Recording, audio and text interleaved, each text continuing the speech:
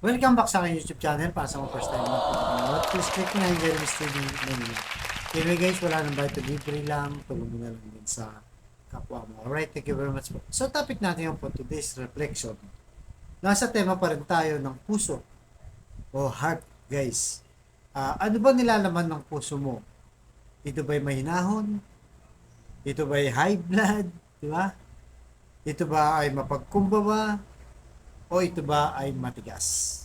Yan, kasi ang pinag-uusapan natin dito ay yung pusong spiritual na kung saan ay makikita natin kung anong laman nga ba ito. At nung unang panahon, nakita naman natin guys, di ba, sa history, na ang puso ng mga tao nun, lalo na sa mga bandang Egypt yan, ang kanilang mga sinasamba, ang kanilang puso, ay minsan nasa araw, di ba? Sa hangin, sa ilog, sa tao, sa animals. So, depende kung saang lugar ka. Karamihan nung unang panahon, gano'n ang ginagawa nila. Lalo pat hindi pa naman laganap ang Kristyanismo nung araw na yun. At ang kabiasnan ay masyadong limit pa. Wala pang masyadong alam yung mga tao. So, kaya guys, dahil dyan, di ba, tayo mismo mga tao, meron tayong hinahangad sa ating puso. May tinatawag na idolatry. Yung iba, pag sinabi mo idolatry, sinasabi nila, lalo na sa ating mga Katoliko, rebulto. Actually, isa lang yan din. Yung sinasabi nilang rebulto. Pero yung iba dyan, di ba, pag sinasamba mo yung pera, di ba, yun na yun. Kumbaga, nire-replace mo yung Diyos sa pera. O kung minsan naman yung iba, di Diyos nila, yung kotse. Yung mga mamahaling kotse, sports car, Ferrari, di ba? Mercedes-Benz, Lamborghini, at kung ano-ano pa mga luxury car. At yung iba naman, mga malalaking mansyon, mga palasyo ang bahay. Di ba? Yun ang kanilang mga sinasamba. Or, yung iba naman yung mga gamit na simple lang, mga bag, mga relo, di ba? Pero mga mamahalin. Pag sinabi mong bag, baka ito yung mga Louis Vuitton, Hermes, at kung ano-ano pang mga mamahal. At yung mga relo naman, yung mga Rolex, di ba? Yan ang mga na-idolatry natin. Lalo na, kung pera din, di ba? Kung sa pera, eh kung malaki yung savings mo sa bangko, billion or billion pa, yung mga bilyonaryong tao, napapalitan yung Diyos sa kanilang idolatry. So, ano nga ba talaga yung laman ng puso? Ayon sa Psalm, chapter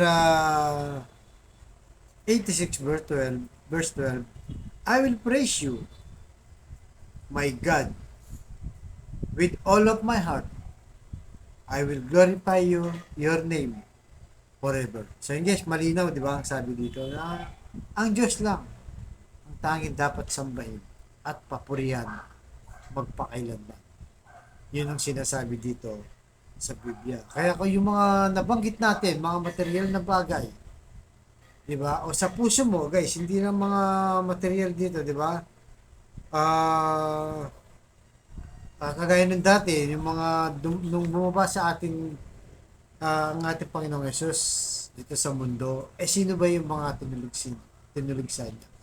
Yung mga church leader din. Na kung saan, nagtuturo sila, pero hindi naman nila ginagawa. Turo sila ng turo, pero yung mga tao pinapahirapan nila. Yun ang ayaw ng Diyos. Kaya kumbaga, lalo pang lumalayo ang tao sa kalooban ng Diyos. Imbes na makapasok sa langit, eh parang pinipigilan pa ng mga church leader nung araw. Pero ngayon guys, hindi lang lang basta ganun, yung sinasabi nating spiritual o emotional. Diba? Kung yun ang laman ng puso mo ay mapagpatawa. Kung laman ng puso mo ay mabait. At kung laman ng puso mo ay matulungin. Yan ang mga bagay na nagpapaglorify sa Diyos. Diba? Talagang Diyos mo ang Diyos. Hindi yung mga material na bagay. Yung mahalin mo yung kapitbahay mo, yung kapwa-tao natin. Lalo na, siyempre, yung pamilya mo, nanay mo, tatay mo, kapatid mo, mga kamag-anak mo, di ba? Na kailangan mo ring mahalin. Kailangan pa rin tayo na mapagmahal. So, sumatotal, yung pagmamahal ng gusto ng Diyos ang magiging laman ng puso natin. Hindi yung hinanakit, di ba? Uot, galit, mga negative. Wala ka nang ibang naisip kundi reklamo sa buhay. Ayaw ng Diyos yan. Ang gusto ng Diyos, maging masaya tayo sa buhay natin, na may takot sa Kanya, gino-glorify natin siya, at may pusong purong-purong mapagmahal, matulungin, at mapagpatawad sa ating mga kapwa. So, yun po ang nating ipagdasal na sana nga yung puso natin ay naging malambot, mapagmahal sa ating kapwa-tao at lalo na pagmamahal sa Diyos at papuri sa Diyos. Kaya sa kapatid natin nanonood sa aking vlog na may matinding karamdaman, problema sa kanyang sakit at problema rin sa pamilya at sa pinansa. I-bless niyo po kami, Lord. Type mo na lang. O Lord, i-bless niyo po ang kapatid namin ngayong tumaranas ng matinding sakit dahil sa kanyang karamdaman. Stage 4 cancer na, Lord. Tinaningan na po sa buhay. Matagal ng bedridden, Lord, sa bahay man o sa ospital. Ipuhin niyo po, Lord, ng iyong mapagpagaling na kamay. Lusin niyo po ang kanyang katawan. Tanggalin niyo po ang kanyang karamdaman. Balik ang kanyang kalakasan para sa kanyang pamilya. At ganoon din po, Lord, sa pamilyang masisira na, o nasira na, o masisira pa lang. Ibalik niyo po ang magandang samahan. Pag-ilumi niyo po mga sugat na kanilang nagawa. Magbigkis-bigkisin niyo po muli. Ganun din po, Lord, sa financial na kailangan namin na, lalong-lalo na, Lord, yung kapatid namin walang-wala. Ultimo, pambili ng kilo ng bigas, pambili ng ulam, pambili ng gamot, kailangan sa mga anak, at kung ano-ano pa, Lord. Bless niyo po, Lord, ang aming hanap buhay para sa amin. At hinihingi din po namin, Lord, ang yung walang hanggang kapatawaran. Nagsusumamo po kami sa inyo sa aming mga nagagawang kasalanan at magagawa po kasalanan. At tipuin niyo po, Lord, yung pagmahal mong puso ang aming puso para maging mapagmahal na tao.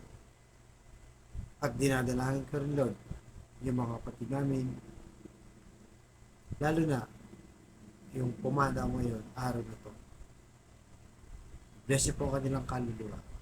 Lalo na po kaluluwa ang sa namin kamag-anak na wala ng buhay ngayon, si Mamang Ato. Yan din po sa aming mga kababayan na wala ng buhay.